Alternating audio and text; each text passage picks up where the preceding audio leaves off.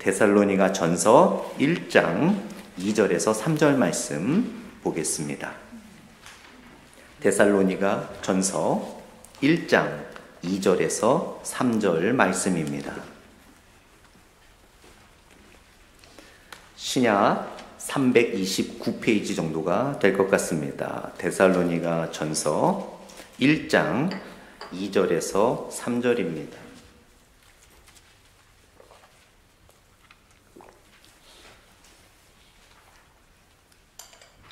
데살로니가 전서 1장 2절 3절 두 절밖에 안 되기 때문에 우리 한 목소리로 합독하도록 하겠습니다.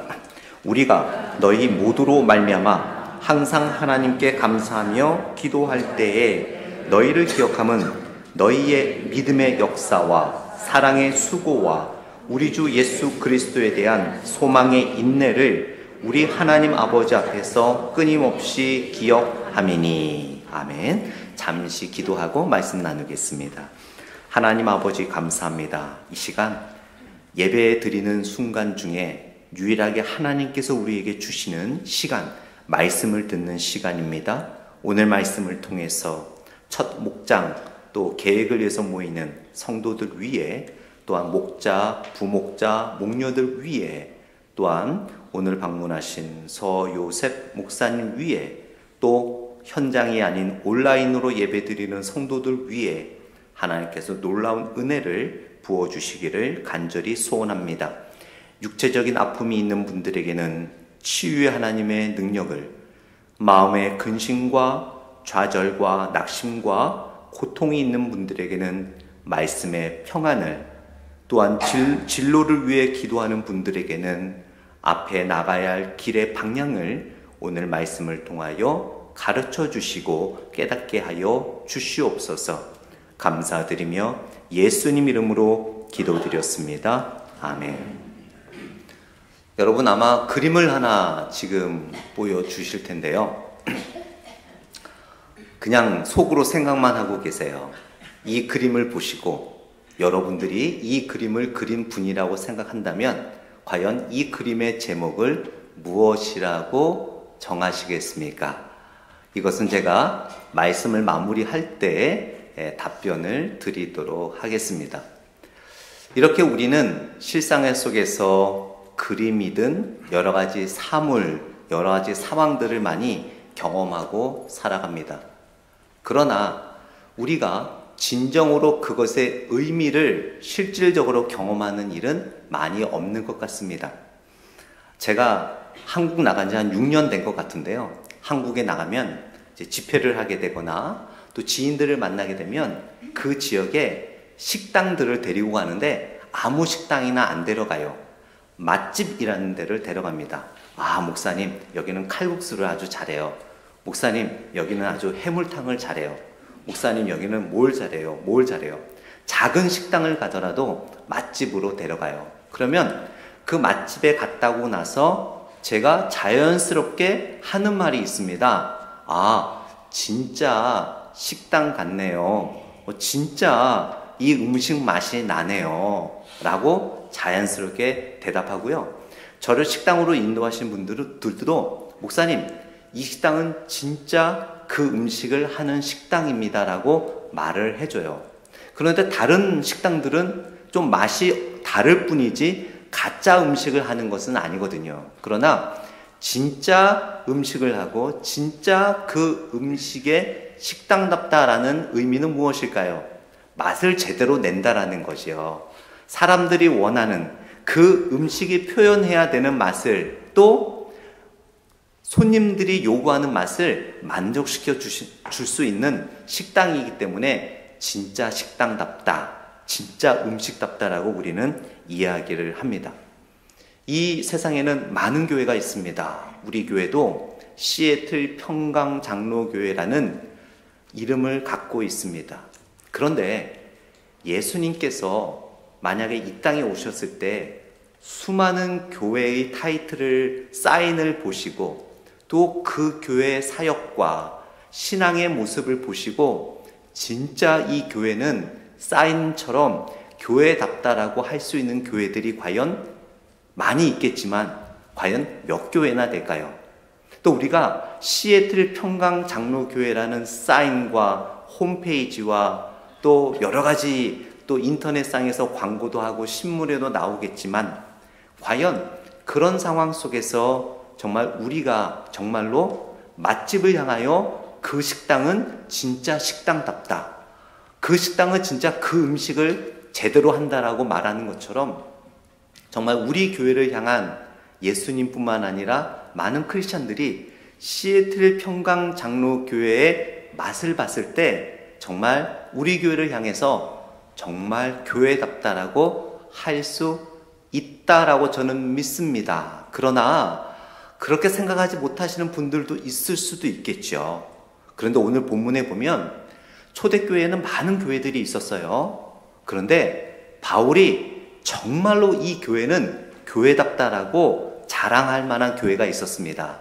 그 교회가 바로 오늘 본문에 나오는 데살로니가 교회였어요. 그래서 오늘 우리가 읽은 이 본문은요, 많은 교회들 중에 그 교회들에게 여러분, 비록 데살로니가 교회에 쓴 편지지만 이 편지는 많은 다른 교회들에게 전해졌거든요. 여러분, 정말 교회다운 교회가 있는데 데살로니가 교회입니다. 여러분 교회도 데살로니가 교회 같은 교회의 모습을 갖추도록 노력하십시오. 진짜 맛집, 진짜 교회는 바로 데살로니가 교회입니다라고 자랑했습니다. 그렇다면 여러분, 정말 믿음의 본이 되는 이 데살로니가 교회는 과연 어떠한 교회였길래 그렇게 바울이 이 데살로니가 교회만큼은 진짜 교회입니다, 여러분의 교회들도 이 교회를 본받으십시오라고 이야기를 했을까요?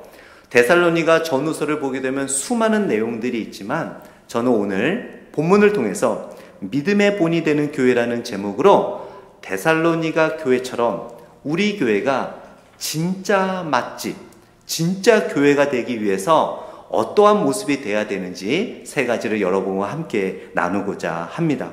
첫 번째로 바울이 오늘 본문을 통해서 진짜 교회의 모습이 되어야 함을 강조하는 첫 번째는 바로 믿음의 역사가 있는 교회라고 이야기하고 있습니다. 오늘 본문 3절 말씀을 다시 한번 보겠습니다.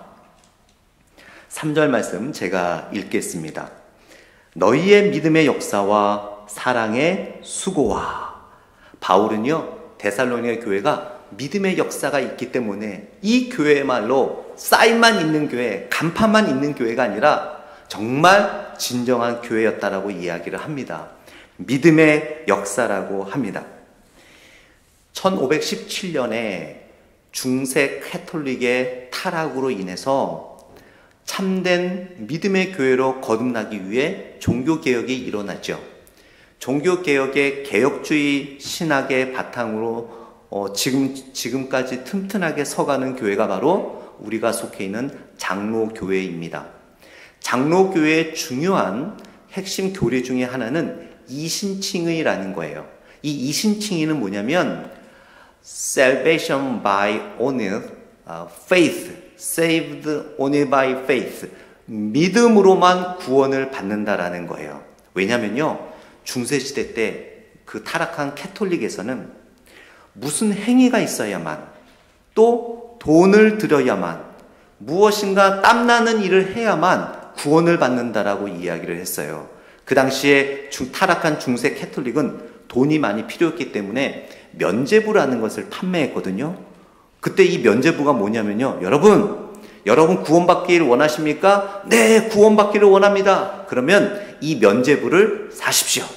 이 면죄부를 사기 위해서 여러분이 이 동전을 이 돈통에 넣을 때 이 돈이 돈통에 딸랑하고 떨어지는 순간 여러분은 구원을 받습니다.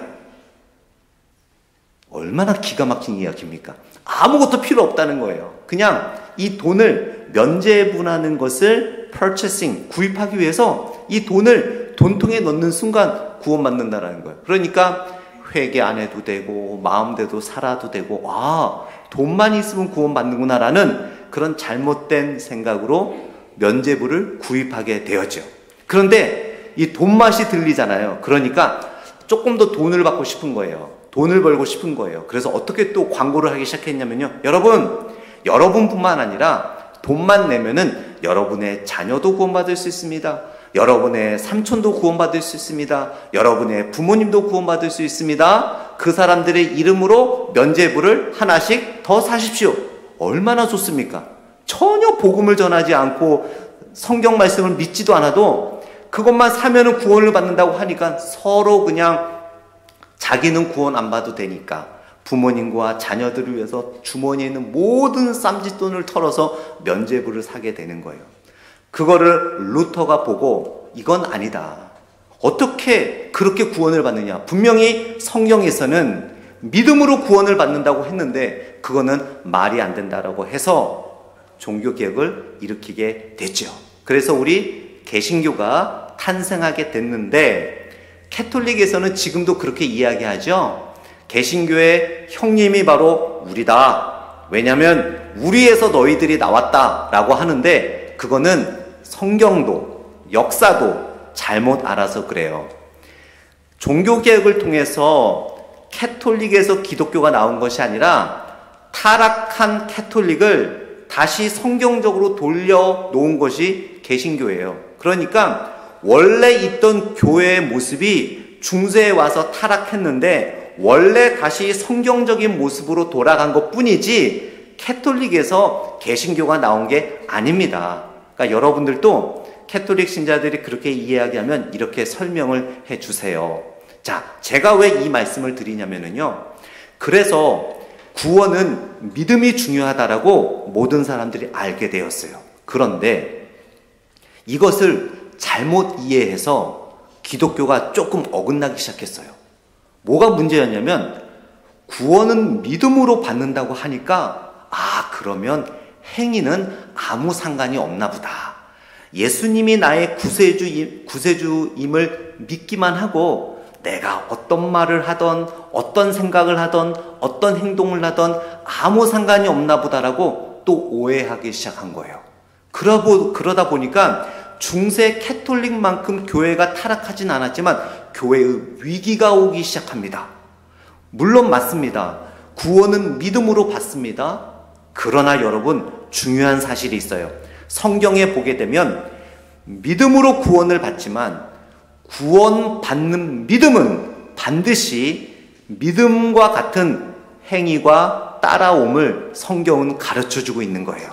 그러니까 내가 구원을 받았다 하더라도 나의 삶이 구원받기 전과 다를 바가 없다면 나의 믿음이 진정한 믿음인가? 가짜 믿음인가? 내가 그렇게 생각만 하고 있는 것은 아닌가를 곰곰이 되짚어 봐야 된다라는 사실이에요.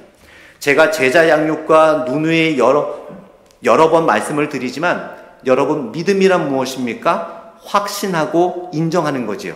하나님의 말씀, 복음을 확신하고 인정하는 것이 바로 구원을 받을 수 있는 믿음이에요. 자, 그런데 데살로니가 교인들은요, 그 믿음으로 끝나지 않았다라는 거예요. 오늘의 본문에 보니까 믿음의 역사가 교회 안에 넘쳐 흘렀다라고 이야기합니다. 그냥 나 혼자 구원받은 것으로 끝나는 것이 아니라 work of faith, work by faith 여러 해석으로 가능한데요. 믿음의 역사, 믿음에 의한 역사, 믿음에 기반한 역사 등으로 우리가 볼 수 있는데 여기서 말하는 역사란 히스토리가 아니죠. 믿음에서 나오는 열매, 또 우리의 수고, 봉사, 헌신을 말하는 거예요. 이렇듯 데살로니가 교인들은요, 말씀에 근거한 믿음 속에서 그들의 봉사와 헌신이 있었던 것을 우리는 보게 됩니다. 그런데 중요한 것이 있어요. 믿음의 본질 안에서 그런 행위가 나왔다라는 거지요. 내가 원하는 방향이 있고 나의 취향이 있고 나의 견해가 있지만 그것이 나의 신앙의 본질이 아니라 내가 조금 귀찮고 내가 조금 어색하고 내가 지금까지 살아온 삶과 생각과 방향과 조금 달라도 성경이 그렇게 말하기 때문에 거기에 맞춰가는 데살로니가 교인들이었다라는 사실입니다. 여러분들도 신앙생활 하면서 또 말씀을 읽으면서 설교를 들으면서 저거는 아닌데 나는 그렇게 안 해왔는데 라는 조금 불편함이 있을 수도 있어요. 그러나 물론 데살로니가 교인들도 그들의 이방적인 생활 속에서 우상적인 생활 속에서 살아왔기 때문에 바울이 3주 동안 데살로니가 교인들에게 말씀을 가르치고 설교를 하고 또한 진정한 코이노냐 교제를 나누면서 그들에게 가르쳐주는 것들이 너무나 자신들이 생각하는 거하고 지금까지 살아온 방식하고 너무나 다른 것이 많았어요. 그런데 그런 것에 있어서 내가 편한 것은 취하고 내가 불편한 것은 버리는 것이 아니라 믿음의 역사, 철저하게 말씀의 근거에서 그들은 생각하고 삶의 방식을 바꿨다라고 그렇게 성경은 이야기하며 그러한 데살로니가의 믿음의 역사가 바로 교회가 본이 되는 진정한 맛집, 진정한 교회가 되는 모습이라고 이야기를 합니다. 저는 초등학교 2학년 때 구구단을 외웠습니다. 여러분들도 기억나십니까? 구구단 처음 외울 때 저는 초등학교 2학년 때 외웠는데 여러분은 어떤지 모르겠지만 저에게 외워도 안 외워지는 구구단이 있었어요. 그 마의 7단. 왜 이렇게 안 외워지든지. 와, 이 7단은요 제가 선생님한테 아직도 기억나요. 손바닥을 몇 번 맞았어. 아니 2단, 3단, 4단, 5단, 6단, 8단, 9단은 너무 잘 외워지는데 7단은 아무리 해도 안 외워져요. 7, 2는 14, 7, 3, 21. 지금도 7단은 좀 생각을 해야 돼요. 외우긴 외우지만, 네. 만약 우리가 9구단 게임 할 때 저한테 7단을 외치면 제가 틀릴 수도 있습니다. 그래서 저는 이렇게 생각한 적도 있었어요. 아니, 이 7단을 좀 바꾸면 안 되나? 그냥 끝이 7자로 끝나면 안 돼? 7, 1은 7처럼 7, 2, 27, 7, 3, 37, 7, 4, 47, 7, 5, 57. 얼마나 쉬워요. 저는 진짜 그렇게 생각했어요. 왜 이걸 바꾸면 안 되지? 왜 이렇게 이것 때문에 우리가 손바닥 맞고 손 들고 벌 서야 되고. 자, 여러분, 우리가 많은 학생들이 사실은 7단이 어려워했어요. 7단이 외우기가 어렵고 7단 때문에 고생스럽다고 우리가 7단을 제가 말씀드린 것처럼 7, 2는 27, 7, 3은 37, 7, 4는 47. 얼마나 쉬워요. 외우기는 쉽겠죠. 그러나 우리의 삶 속에서 우리의 비즈니스와 또한 컴퓨터와 여러 가지 숫자와 관련된 우리의 일상생활 속에서 우리는 편하지만 우리가 상상하지 못하는 오류가 있을 것입니다. 자동차는 사고가 날 수가 있고요. 비행기는 추락할 수 있고요. 컴퓨터로 작동되는 모든 것은 오류가 있을 수 있겠죠. 말씀이 그런 거예요. 비록 우리가 이 말씀이 여러분에게 뭔가 좀 거치는 돌이 되고 여러분들에게 좀 부담이 되고 도저히 이 말씀은 나는 이해가 안 돼. 왜 그렇게 해야 돼? 왜 꼭 우리가 그렇게 해야 돼? 라는 불편함이 있을 수 있겠지만 그 말씀을 우리의 편한 대로 해석하고 편한 대로 적용하려고 하는 순간 바로 우리는 7단을 7, 2, 27, 7, 3, 37로 바꾸는 것과 같습니다. 우리가 모르는 영적인 생활 속에서 많은 오류들이 생길 것이며 우리들은 수많은 사탄의 시험에 빠질 것이며 우리는 하나님과 점점 거리가 멀어지는 것을 경험할 수 있을 거예요. 그러나 데살로니가 교인들은 그렇게 하지 않았어요. 그들이 수십 년간 살아온 삶의 방식이라 할지라도 정말 내가 살면 얼마나 살까라는 생각을 할지라도 하나님의 말씀이 그것은 아니야 하면 그것을 바꾸려고 최선을 다했습니다. 하나님께서 그렇게 해야 되라고 한다면 그렇게 하려고 최선을 다했어요. 그들의 취향이나 그들의 견해나 그들의 삶의 방식이 본질적인 삶의 궁극적인 핵심이 아니라 하나님의 말씀으로 만들었다라는 거예요.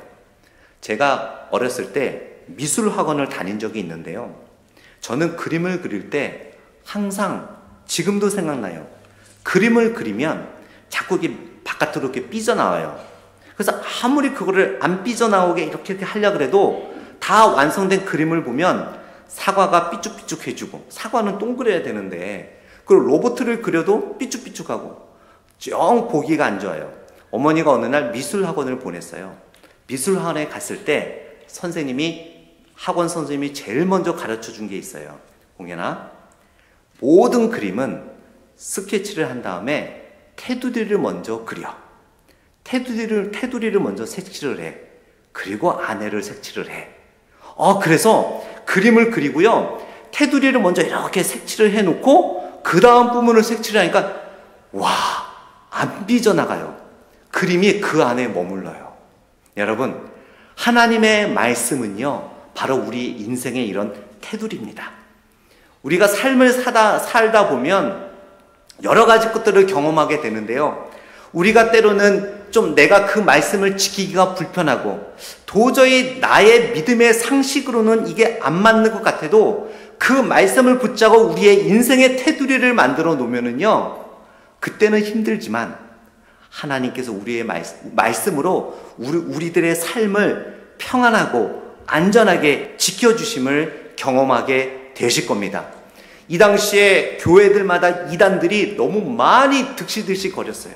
그러나 데살로니가 교회만큼은요, 이단들이 들어와도 어떻게 영적인 해코지를 할 수가 없었어요. 왜냐하면 말씀으로 든든한 테두리를 만들어 놨기 때문이죠. 그렇듯 여러분, 이제 우리가 믿음으로 우리의 교회의 테두리를 만들어 가기를 원합니다. 그것이 바로 오늘 첫 모임을 갖게 되는 목장이에요. 목장이 여러분의 삶의 테두리가 될 것입니다. 목장이 여러분의 고민을 해결해주는 테두리가 될 거예요. 목장이 여러분의 환난과 어려움을 막아주는 테두리가 될 것입니다. 초대교회 때는요, 항상 예배를 드리고 그 다음에 코이노니아라는 교제를 가졌어요. 그 코이노니아가 바로 우리가 오늘부터 첫 모임을 갖는, 준비 모임을 갖는 목장입니다. 그 목장을 통해서 협박과 핍박과 예수님을 믿는다는 것 때문에 고문을 당하고 살해를 당하고 채찍질을 당하는 그 어려운 환경 속에서 믿음을 든든하게 지켜주는 테두리가 바로 이들의 코이노니아 모임이었어요. 예배만 마치고 끝나는 것이 아니라 이들은 꼭 형제 자매들이 함께 모여 한 주간의 이야기를 나누며 그들의 삶을 나누고 그들의 고민을 나누며 서로가 도와줄 것이 무엇인지를 함께 했습니다.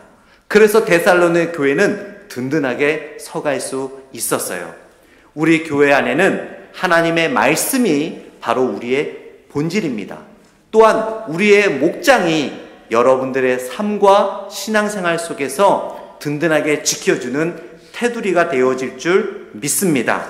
데살로니가 교회는 바로 믿음의 역사가 있었던 그런 교회였어요. 두 번째로, 바울이 믿음이 본이 되는 교회인 데살로니가 교회를 칭찬하고 본이 된다고 했던 이유는 바로 사랑의 수고가 있었기 때문입니다. 오늘 본문 3절 말씀을 다시 보게 되면은요, 너희의 믿음의 역사와 사랑의 수고와 라고 이야기를 하죠. 여기서 사랑의 수고라는 코포스라는 헬라어 단어인데요, 앞에 믿음의 일과 함께 수고라고 한다면 비슷하지 않나라고 하는데 좀 달라요. 바울이 전혀 다른 단어를 썼어요. 여기서 사랑의 수고라고 할 때 이 수고는 그냥 앞에 나온 믿음의 역사와 일보다는 좀 더 땀 흘리고 좀 더 수고하고 좀 더 나에게 고통이 있는 그런 일들을 이야기합니다. 교회다운 교회는, 정말 믿음의 본이 되는 교회는요, 이러한 사랑의 수고가 있는 교회예요. 이제 목장표를 보시고 마음이 좋은 분도 계시고 마음이 불편하신 분도 계셨을 거예요. 나는 이분하고는 도저히 안 맞는데, 어떻게 목사님이 이렇게 짝을 맺어놨지? 근데 이거는 나는 다른 목장으로 가면 좋겠는데 라고 생각하시는 분들이 있을 거예요. 성경에 보면 여러분, 원수를 사랑하라고 했잖아요. 웃지 마세요. 저도 원수 사랑 못해요. 왜 웃는지 아세요? 제가 압니다. 제가 드리고 싶은 말씀은 여러분, 원수를 사랑하는 방법을 우리가 잘 모르기 때문에 그게 어려운 거예요. 그리고 그것은 못한다고 우리는 포기를 해버려요. 여러분, 성경에서 말하는 사랑은 우리가 세상에서 말하는 어떤 감정이 아닙니다. 어떤 애정이 아니에요. 예수님께서 성경을 통해서 원수까지 사랑하라라고 말씀하실 때 그 원수를 사랑하는 마음은요, 여러분이 부인을 사랑하고 남편을 사랑하고 자녀를 사랑하고 또 집에 있는 그 펫, 강아지나 고양이를 사랑하는 그런 마음과 애정의 마음을 말하는 게 아니에요. 솔직히 여러분, 원수를 어떻게 하루아침에 그렇게 사랑할 수 있습니까? 말이 안 돼요. 그래서 우리는 그걸 포기하죠. 말도 안 된다라고. 그것은 우리가 잘못 알아서 그래요. 원수를 사랑하라고 할 때 그 사랑의 의미는 여러분 잘 들으세요. 오늘부터 여러분은 여러분 마음속에 있는 그분 있죠? 있잖아요. 없다고 눈 피하지 마시고 있죠? 오랫동안 마음 불편해 하신 분, 그분을 사랑할 수 있어요. 성경에서 원수를 사랑하고 성도를 사랑하라는 것은 우리가 가족을 사랑하고 배우자를 사랑하고 자녀를 사랑하고 귀여운 강아지나 고양이를 사랑하는 사랑과는 달라요. 그 사랑은 뭐냐면 그 사랑의 시작은 그 사람이 정말 잘 되기를 바라는 마음이 원수를 사랑하는 사랑입니다. 그러니까 여러분, 정말 마음에 안 맞는 사람이 있잖아요. 그 사람을 여러분이 제일 친한 교회에서 절친인 그분처럼 막 사랑하고 언니, 오빠, 아저씨, 삼촌 막 이렇게 사랑하라는 의미가 아니라 그분이 정말 잘 되기를 바라는 거예요.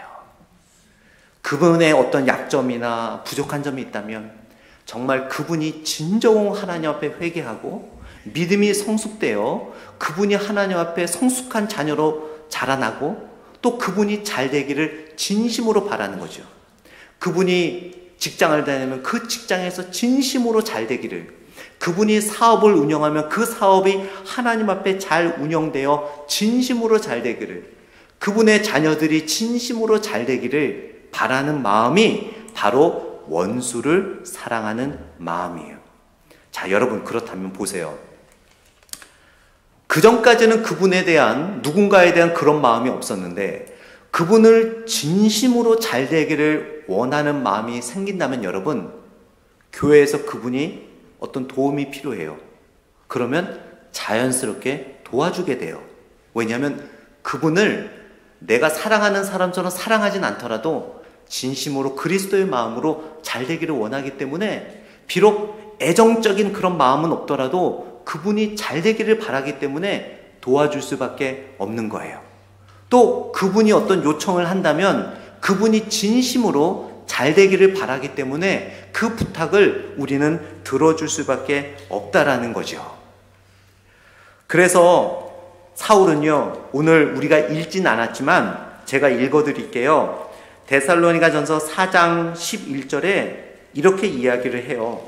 또 너희에게 명한 것 같이 조용히 자기 일을 하고 너희 손으로 일하기를 힘쓰라.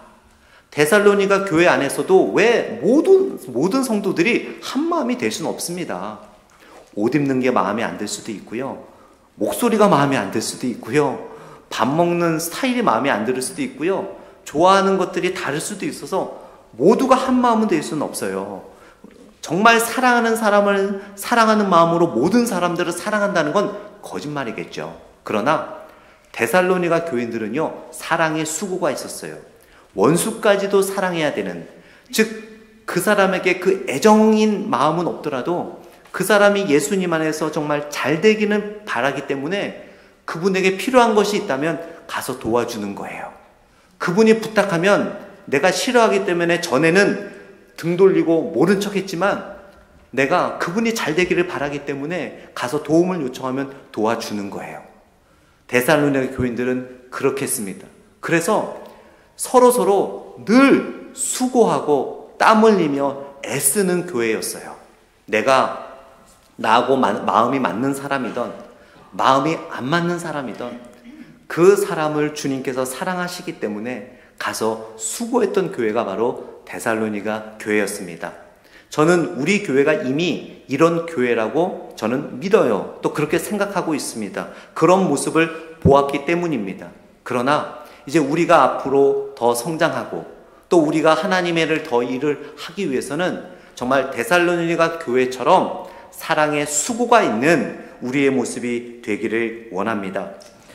성 어거스틴은 이런 말을 했습니다. 잘 들어보세요. 하나님은 사랑스럽지 않은 나를 사랑하심으로 나에게 사랑이 무엇인지 가르쳐 주셨습니다. 저는 이 글을 읽고 전 눈물이 나려고 하더라고요. 사랑은 오래 참고 온유하고 이게 다 필요 없는 것 같아요. 사랑에 대해서. 어거스틴이 말한 것처럼 여러분, 하나님은 사랑스럽지 않은 나를 사랑하심으로 나에게 사랑이 무엇인지를 가르쳐 주셨습니다. 거기에 뭐가 더 필요할까요, 여러분? 굳이 사랑이 뭔지 우리가 알 필요가 있을까요? 사랑스럽지 않은 나를 사랑하심으로 하나님은 나에게 사랑이 무엇인지를 가르쳐 주셨습니다. 이런 마음으로 우리가 신앙생활을 한다면 여러분, 데살로니가 교인들보다도 그 교회보다도 더 맛집, 정말 소문난, 믿음으로 소문난 우리 시애틀 평강장로교회가 될 줄 믿습니다. 오늘부터 또 목장 모임을 갖게 되는데요. 여러분, 한 분 한 분을 볼 때마다 좀 그 자리가 불편하더라도 정말 어거스틴이 고백한 것처럼 또 데살로니가 교인들처럼 사랑의 수고가 있는 여러분이 되기를 원합니다. 제가 시간을 보니까 벌써 설교 시간이 30분이 지났어요. 너무 빠르잖아요? 저도 언제 이렇게 시간이 지났는지 모르겠어요. 그런데 저희 교회에 이모, 성모라는 집사님이 계세요. 그분이 저한테 지난주에 이렇게 말씀하셨어요. 목사님, 말씀이 너무 좋은데 설교가 좀 긴 것 같아요. 그래서 제가 집사님한테, 집사님, 제가 가끔 집사님을 볼 테니까 설교 길면 이렇게 하세요.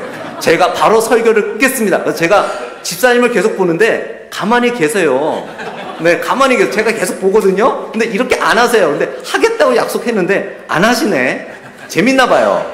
그럼 제가 한 몇 분만 더 세 번째를 말씀드리고 설교를 마무리하도록 하겠습니다. 마지막 세 번째, 믿음의 본이 되는 교회는요, 소망에 인내가 있는 교회예요. 이 데살로니가 교회에 이 당시에 특징이 있었어요.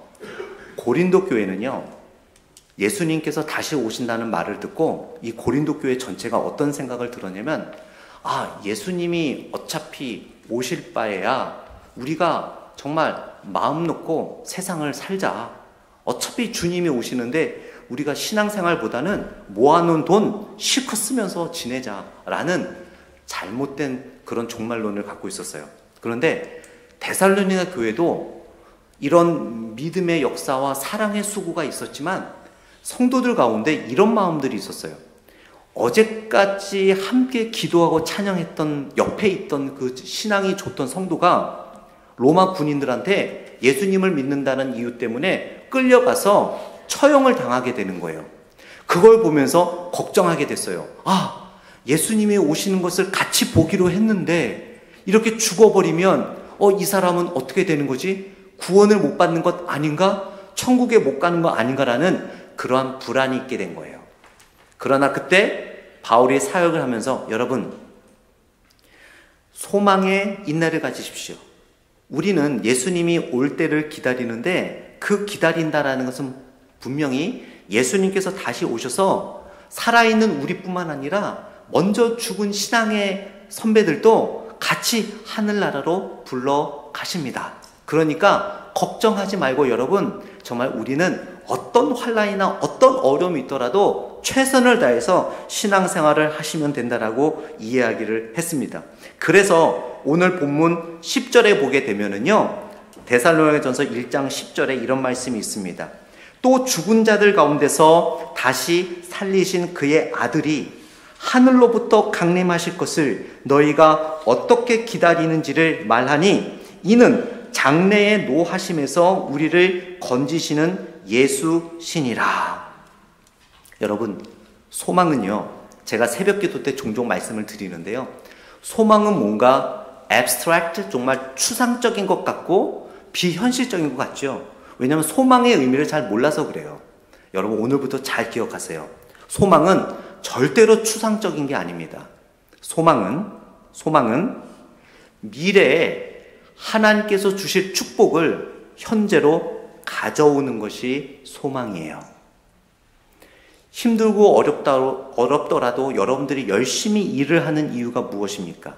바로 이것을 마치고 나면 그 앞에 반드시 수입이 있을 거라는 확신을 갖고 내 손 안에 그 수입이 주어지진 않았지만 반드시 그것이 주어질 것인 걸 믿고 현실로 가져왔기 때문에 그 일을 하잖아요. 우리가 투자를 하고 일을 하고 직장을 다니고 공부를 하고 그 미래가 바로 현실에 닥치진 않더라도 그 미래의 축복, 미래의 열매를 현실로 가져와서 마치 현실인 것처럼 확신하기 때문에 우리가 지금 열심히 직장 생활을 하고 사업을 운영하고 공부를 하고 일을 하는 거 아니겠습니까? 마찬가지인 거예요. 신앙생활을 하고 삶 속에서 여러 가지 곤란과 어려움이 있을 때 여러분 소망으로 인내하시는 거예요. 그냥 참으면은 한계에 도달해요. 하나님께서 이 고난과 역경과 어려움을 통해서 반드시 그 미래에 나에게 주시는 축복이 있다라는 그런 확신, 그 이 고난과 역경과 어려움은요 미래에 하나님께서 주실 축복으로 가는 door, 문이에요. 그것이 끝이 아닙니다. 그래서 우리는 그 문 뒤에 있는 축복을 믿음으로 현재 가져와서 인내할 때 우리는 견딜 수가 있는 거예요. 단순히 그냥 잘 될 거야? 아니에요. 못 견뎌요. 잘 될 거야 하더라도 잘 될 줄 믿습니다 하고 기도해도 오히려 걱정과 근심이 더 가득 찰 때가 있어요. 그러나 이 고난과 역경과 어려움 뒤에 있을 하나님께서 약속하신, 제가 약속한 것이 아니라 하나님이 약속하신 여러분을 향한 그 축복의 열매를 현실로 가져왔을 때 그거를 붙잡고 우리는 인내할 수 있는 거예요. 그러한 시애틀 평강장로교회가 되기를 원합니다. 우리가 이러한 모습으로 살아갈 때 정말 예수님이 많은 교회들 가운데서도 시애틀 평강장로교회를 봤을 때 맛집처럼 정말 이 교회가 진정한 맛집이구나, 진정한 교회구나라고 주님께서 자랑하게 되실 줄 믿습니다. 기도하겠습니다. 기도하기 전에 제가 마지막 그림 하나 보여준다고 했죠. 네. 이 제목은 이것은 파이프가 아닙니다 라는 거예요. 1929년에 벨기에 초현실주의 화가 르네 마그리트의 대표작인데요. 이것은 파이프가 아닙니다 라는 제목입니다. 이 마그리트라는 화가가 우리들에게 주고자 한 의미가 있어요. 이것은 파이프를 그린 그림이지 진정한 파이프가 아니라는 거죠. 제가 이 말씀을 맺고 마무리를 하려고 했었습니다. 교회가 많습니다. 여러분, 교회라고 다 교회가 아니겠죠. 정말 오늘 데살로니가 교회처럼 믿음의 역사와 사랑의 수고와 소망의 인내가 있는 교회가 쌓인만 교회가 아닌 진정한 교회의 모습인 줄 믿습니다. 기도하겠습니다. 하나님 아버지 감사합니다. 오늘 데살로니가 교회의 모습을 통해 우리 목장들이 나아가야 할 방향, 또 우리 교회가 갖추어야 할 모습을 우리들에게 가르쳐 주심에 감사합니다. 아버지 하나님, 정말 우리 성도들이 온전히 하나님 앞에 감사하며 믿음의 모습으로 나아갈 수 있도록 인도하여 주시옵소서. 여러분, 우리 잠시 다 같이 일어나겠습니다. 제가 먼저 기도를 했는데요, 제가 드린 기도의 제목처럼 또 말씀을 묵상하면서 우리 다 같이 마음을 합하여 내 자신이, 또 우리가 시작하는 목장이, 우리 교회가 데살로니가 교회처럼 믿음의 역사와 사랑의 수고와 소망의 인내가 있는 교회가 되게 하여 주시고, 우리의 가정이 되게 하여 주시고, 우리의 목장이 되게 하여 주시옵소서. 같이 기도하겠습니다. 아버지 하나님, 우리 교회가 정말 되기를 원합니다. 아버지 하나님, 우리의 삶 속에서 정말 우리가 참된 목장의 모습으로 나아가기를 원합니다. 아버지 하나님, 도해 주시며 하나님 주시고, 아버지 하나님, 우리가 목장이 시작됩니다. 믿음의 역사와 사랑의 수고와 소망의 인내를 가지고 살아가는 우리의 모습을 되게 하여 주시며, 하나님 안에서 온전히 영광과 능력을 되게 하여 주시옵소서. 하나님 아버지, 우리 목장 속에서도 목자와 목장의 모든 것들이 살아갑니다. 아버지 하나님, 하나님의 속에서 주시고 늘 감사와 영광 속에 인도해 주시옵소서. 예수님 이름으로 기도드렸습니다. 아멘.